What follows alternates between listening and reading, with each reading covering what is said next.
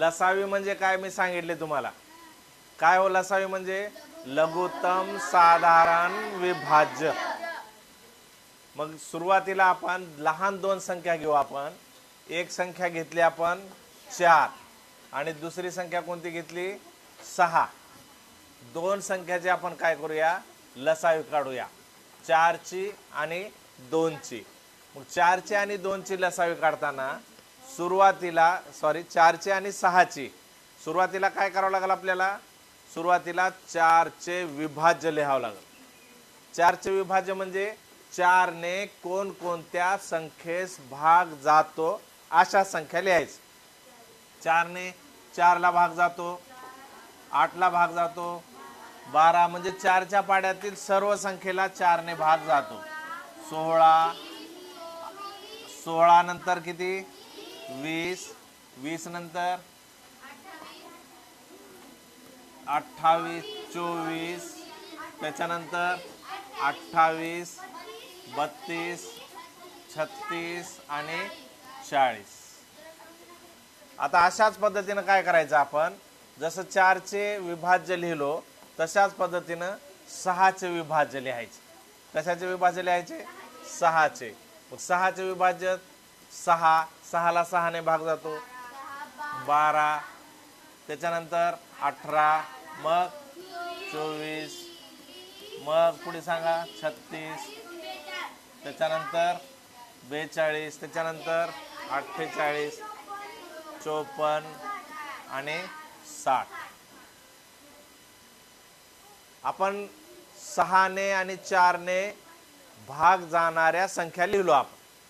आता काय करायचं ह्याच्यातील सामायिक काय काढायचे सामायिक विभाजक काढायचे. सामायिक किंवा साधारण सामायिक विभाज्य कोणते हो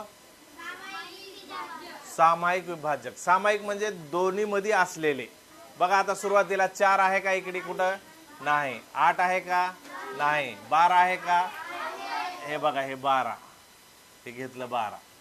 त्याच्यानंतर कोणतं आहे 24 हे बघा इथंही 24 आहे इथंही 24 आहे हे घेतलं 24. पुढे 36 या ठिकाणी 36 आहे इथंही दोन्हीकडे 36 आहे. त्याच्यानंतर संपलं.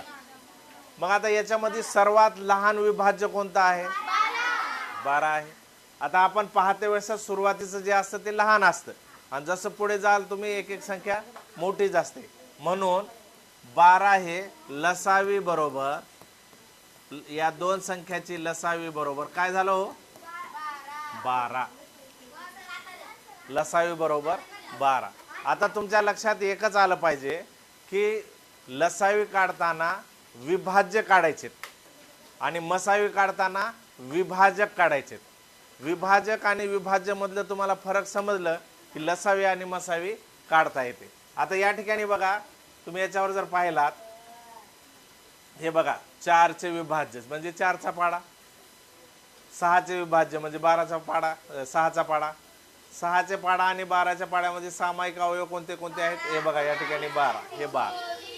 आता अशा पद्धतीनं जे राहिलेले आहेत हा देतो की हे घ्या 15 आणि